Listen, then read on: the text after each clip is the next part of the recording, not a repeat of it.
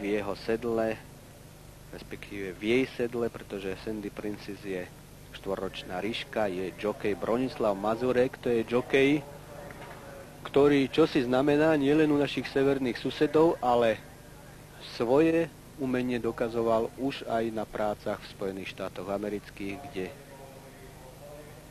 nejaký čas žil a jazdil. Zakynthos už je tiež v boxoch a vlastne už je všetko pripravené na štart Veľkej ceny Slovenska. Takže každú chvíľu bolo odštartované. Na 2400 metrovú trať sa vydalo 12 najlepších vytrvalcov, ktorí bojujú vo Veľkej cene generálneho riaditeľa o Veľkú cenu Slovenska. Na prvom mieste zatiaľ Jessie Jane. Jessie Jane, pôvodom Švédska, teraz poľská Belka, štvorročná, udáva tempo. Na druhom mieste Dalton, Jessie Jane, Dalton, prvé dva kone. Samozrejme toto ešte nič neznamená, pretože 2400 metrov je veľmi dlhá vzdialenosť. Jessie Jane už stíha Sandy Princess, Jessie Jane, Sandy Princess, Jessie Jane, Sandy Princess, Mavericky, prvé tri kone. Poradie sa stále nemení. Jessie Jane s jokejom Lordom na prvom mieste, na druhom mieste Sandy Princess s jokejom Mazurekom a na treťom Mavericky s jokejom Jakovlevom. Na štvrtom je Don Nemo. Stále vidíte rovnako Jessie Jane na prvom mieste. Jessie Jane popri bariére. Milý Lord ju vedie veľmi dobre. Dembinski z Kentaurs Farm je už na druhom mieste. Pripravuje si pozíciu. Uvidíme. Montesiel, vlaňajší víťaz, je už tretí. A kone nám biehajú do posledného oblúka. A vidíte, že už viacero koní nestačí, ale tá prvá skupinka ide s vysokým nasadením. Jessie Jane, stále Jessie Jane a na druhom mieste už Montesiel. Zopakuje Montesiel vlaňajšie víťazstvo. Jessie Jane stále popri bariére.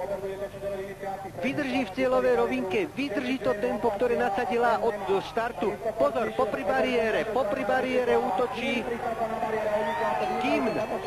Ruský Kimn útočil popri bariére, prešpikol sa okolo Jessie James, ktorá už viditeľne nevládze. A je to repríza vlaňajška, ale Kimn je tentokrát rýchlejší. Kim, Montesiel, Don Nemo. Kim, Montesiel.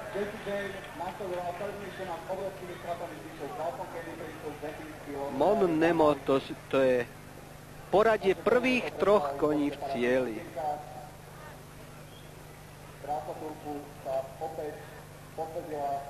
Takže Kim, ktorý v lani podľahol Montesielovi po boji, mu to tentokrát vrátil a stal sa víťazom Veľkej ceny Slovenska. Pozrite sa, hneď po štarte išla Jessie Jane dopredu. Veľká s číslom 4. Čo chvíľa bola na bariére a ťahala, fírovala takmer do konca. Ale v cieľovej rovinke už nemala síl. Gimn získal dvojdĺžkový náskok, ktorý v Montesiel v posledných pár cvalových skokoch trochu skrátil, ale naviac už nemal.